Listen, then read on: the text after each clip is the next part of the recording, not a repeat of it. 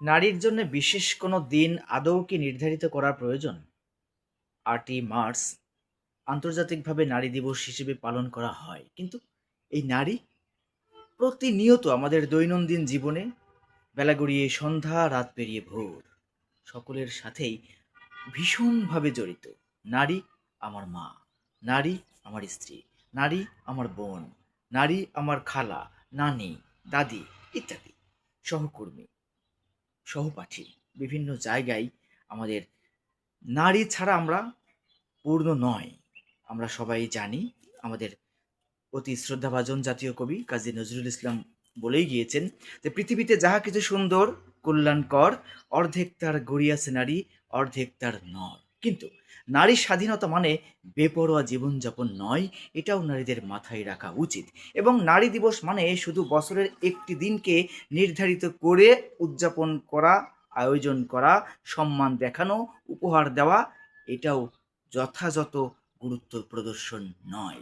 নারীর সম্মান প্রতিনিয়ত, সব সময়, কাছে কিংবা দূরে, সকাল সাজে কাজের মাঝে, যা কিছুই করি না কেন, নারীর সম্মান, মর্যাদা, নিরাপত্তা, সহানুভূতি, আন্তরিকতা, সংবেদনশীলতা সব কিছুই আমাদেরকেই নিশ্চিত করতে হবে। এখনো অনেক জায়গায় দেখা যায় নারী পুরুষ একই দায়িত্বে, একই পদে, একই কাজে, কিন্তু তবুও সমতা নেই। বিভেদ, পার্থক্য, ছোট বড়, হিংসা, বিদ্বেষ, নানান রকমভাবে তাদেরকে প্রতারণা করা, ঠকিয়ে যাওয়া, কায়দা করে ফায়দা লোটার নানান রকম পাঁয়তারা, ফন্দি ফিকির আটা, নানান রকমভাবে নিজেদেরকে তাদের উপরে বল প্রয়োগ করা, তুচ্ছ করা, অবজ্ঞা করা, অবহেলা করা, বঞ্চিত লাঞ্ছিত করা। কিন্তু না, আবার অনেক জায়গায় নারী ইচ্ছে করেই দেখা যাচ্ছে এই বিভিন্ন রকম পরিস্থিতি, পারিপার্শ্বিকতা এগুলো মানতে না পারার কারণে তারা স্বনির্ভরতার দিকে ছুটছে। আধুনিকতার নামে ব্যক্তি স্বাধীনতায় নানান রকম মোড়কে শিক্ষার আলোয় তারা ভুলভাবে আলোকিত হয়ে নিজেরা খোলামেলাভাবে প্রদর্শন করছে নিজেদেরকে। তাদের সম্মান তারা নিজেরাই ধরে রাখতে পারছে না এবং স্বনির্ভরতার নামে তারা হয়ে উঠছে বেপরোয়া। পুরুষদেরকে গুরুত্ব দিচ্ছে না। পুরুষতান্ত্রিক সমাজ ব্যবস্থা বাদ দিয়ে তারা নারীতান্ত্রিক, নারী শাসিত সমাজ ব্যবস্থার দিকেই ধাবিত হচ্ছে এবং অনেকে ঠিক ওইভাবেই নিজেদেরকে গড়ে তুলছে। আমি নারীবাদী। নারীবাদী বলতে নারীর অধিকার, মর্যাদা, প্রাপ্য সঠিকভাবে বুঝে নেওয়ার জন্যেই একটা আয়োজন বা একটা দর্শন। কিন্তু নারীবাদী দর্শন মানে এই নয় যে আমি খোলামেলা চলবো, আমি যেখানে সেখানে মিশবো, আমি ছেলেদের সাথে ঘুরবো, আমি নিজেকে পণ্য রূপে প্রদর্শন করব। না, নারী মর্যাদার, নারী সম্মানের, নারী শ্রদ্ধার, নারী মমতার, নারী ভালোবাসার, নারী কোমলতার। প্রতিটি জায়গায়, প্রতিটি পরিবারে মায়ের গুণে যেমন সন্তান হয়, আজকের মেয়ে কালকের নারী, পরশুদিন মা, সেও হবে সন্তানের মা। তার নীতি আদর্শ ধারণ করবে তার সন্তান।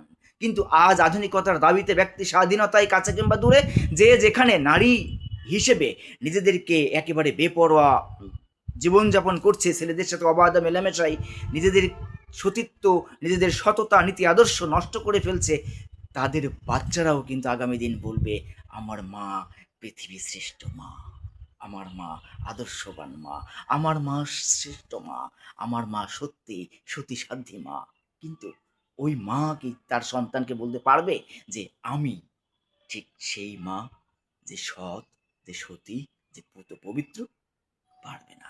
কারণ তারা ওই যে আগেই তো ইনিয়ে বিনিয়ে নানান রকমভাবে কায়দা নিয়েছে, মানে ফায়দা নিয়েছে কায়দা করে বিভিন্নভাবে ভাইয়াদের সাথে মিশিয়ে, সহপাঠী, হ্যাঁ, সহকর্মী ইত্যাদি। সবাই না, কিন্তু আমি বলতে চাই এটাই যে নারী দিবস মানে শুধু একদিন উদযাপন করা না, প্রতিটা ক্ষেত্রে তাদের যথাযথ প্রাপ্য মর্যাদা, সম্মান, অধিকার বুঝে দেওয়া।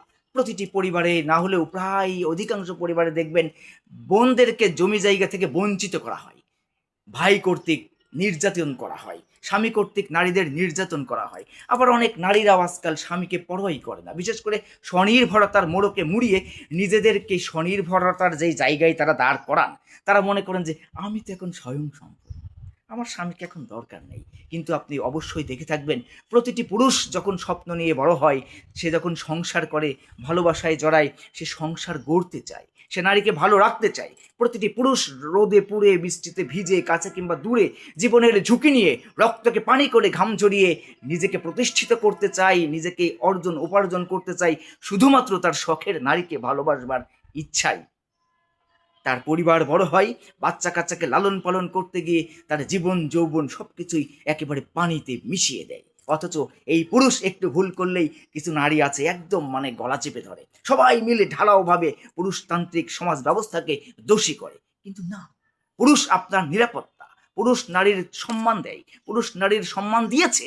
আপনি ইতিহাস ঘেটে দেখেন আগে নারীর কি অবস্থা ছিল। নারী শিশুকে মেয়ে শিশুকে জীবিত হত্যা করা হতো, মাটিতে পুঁতে দেওয়া হতো, অসম্মান করা হতো, ব্যবহার করা হতো পণ্যরূপে, ভোগ করা হতো তার দেহটাকে, আর কিছুই কিন্তু ছিল না। কিন্তু এই পুরুষই নারীর সম্মান প্রতিষ্ঠিত করেছে। অথচ আজকের কিছু নারীবাদী সমাজ এই পুরুষতান্ত্রিক সমাজ ব্যবস্থাকে বিতর্কিত করে নিজেদের স্বনির্ভরতার মোড়কে মুড়িয়ে তারা ব্যক্তি স্বাধীনতায় একেবারে খুল্লাম পোশাকে খোলামেলা অবাধে মেলামেশা হাসাহাসি মাতামাতি ঢলাঢলি করে নিজেদের মর্যাদা নিজেরাই কমিয়ে ফেলছে। পোশাক আশাকের স্বাধীনতা খোলামেলা বেড়ানো নয়। বুকের ওড়না বুকে নেই, আজকে গলায় ঝুলিয়েছে, কাঁধে ঝুলিয়েছে, ব্যাগের বেল্টে লাগিয়েছে। কেন? ওড়না কাজ কি? আমি শাড়ি পরলাম, পোশাক পরলাম, জামা পরলাম, আমি যাভাবেই আমি নিজেকে আবৃত করলাম। পোশাক পরা আমি যদি অর্ধলঙ্গভাবে নিজেকে প্রদর্শন করি, আমার স্তন প্রদর্শন করি, আমার পেট প্রদর্শন করি, আমার মনে করেন যে সামনে পিছে নিচে উপরে মাঝে এখানে সেখানে আমি মনে করেন যে ফুল গুজি এই করি সেই করি, নানান রকমভাবে আমার অঙ্গ প্রত্যঙ্গকে আকর্ষণীয় করে তুলি, তাহলে তো অন্য কেউ যদি আমার ওপরে চড়াও হয়, আকর্ষিত হয়, সেটা তো সেই পুরুষের দোষ নয়। ঘর্ষণ যেখানে বৈধ, ঘর্ষণ যেখানে স্বাভাবিকভাবে দেখা হয়, ধর্ষণ হলে সেখানে দায় কার? নারী হিসেবে যদি সে নিজেকে সংযত রাখে, নিরাপদ দূরত্ব বজায় রাখে, তবে তো অবশ্যই সে নিরাপদই থাকবে। কোনো নারী যদি পুরুষকে সুযোগ না দেয়, তাহলে কোনো পুরুষের সাহস নেই তার উপরে চড়াও হওয়া। যেখানে যা দেখবেন, ধর্ষণ দেখবেন, যা কিছু দেখবেন, প্রতিটি ঘটনা, প্রতিটি রটনার পেছনে অসংখ্য ঘটনা লুকায়িত থাকে, কিন্তু আমরা সেগুলো খুঁজি না। আমরা একটা ঢালাওভাবে পুরুষকে দোষী করি, কিন্তু খুঁজে দেখবেন যেই নারী আজকে ধর্ষণ হয়েছে সেই নারী অবশ্যই কোনো না কোনোভাবে ওই পুরুষকে আকর্ষিত করেছে। এমনও হতে পারে যে 10 জন নারী খোলামেলাভাবে বেড়াচ্ছে, বা অধিকাংশ নারী না, কিছু নারী, তবে বর্তমান আধুনিকতার মোড়কে যারা একটু স্বাধীন চেতা টাইপের, তারা কিন্তু নিজেদেরকে খুললাম আমার দেহ আমার স্বাধীনতা, আমার জীবন আমার মতামত, আমার চিন্তা আমার সিদ্ধান্ত, নানান রকম স্লোগানে নিজেদেরকে পণ্য করে দিচ্ছে এবং নিজেরা নিজেদের মতো হারিয়ে যাচ্ছে দূর অজানায়। প্রকৃত অর্থে তারা নিজেদেরকে নারী স্বাধীনতার নামে ধ্বংস করে দিচ্ছে।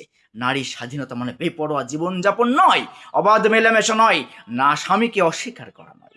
কিন্তু অনেক জায়গায় নয়, বর্তমান দেখবেন বেশিরভাগ ক্ষেত্রে স্বনির্ভর নারী যারা, তারা স্বামী ত্যাগ করে দেয়, তারা স্বামীকে আর প্রয়োজন মনে করে না।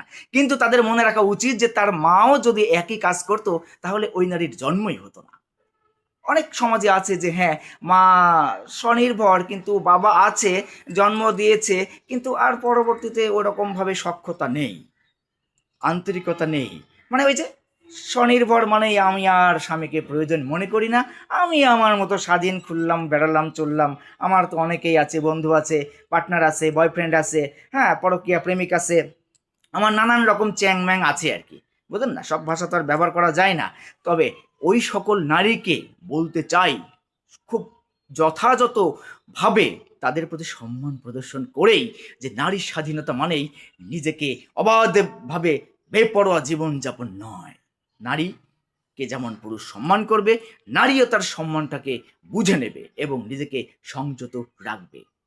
যতটুকু সময় আছি আমি অন্যদের জন্য ক্ষতির কারণ তৈরি না করি। আমি যদি বেপরোয়াভাবে চলি, নারীরা যদি খোলামেলাভাবে চলে, পোশাক আশাক ঠিক নাই, ওঠা বসা ঠিক নাই, নানান রকমভাবে, পুরুষ তো তখন সুযোগ নেবেই।